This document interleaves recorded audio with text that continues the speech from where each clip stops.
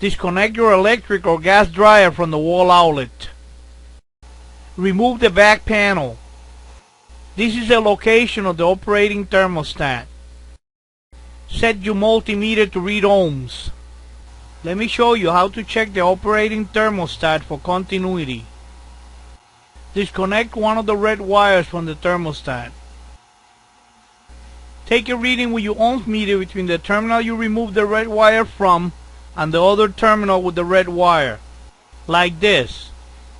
With a thermostat at a temperature below 155 degrees, the reading should be 0 ohms. If the reading is infinity, the operating thermostat is bad and you will need to replace it. Let me show you how to check the thermostat heater. The thermostat heater is used to make the thermostat cycle at a lower temperature than 155 degrees. To check the thermostat heater, remove one of the violet wires from the thermostat. Take a reading between the terminal you removed the violet wire from and the other terminal with the violet wire on. The reading should be between 5 and 8,000 ohms.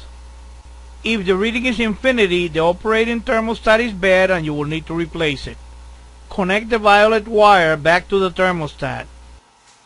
Remove the thermostat holding screw and remove the thermostat with all the wires attached to it. Install the new thermostat and screw in the holding screw.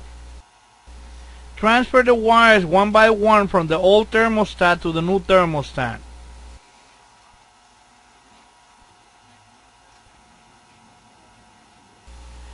That was the way to check and replace the operating thermostat.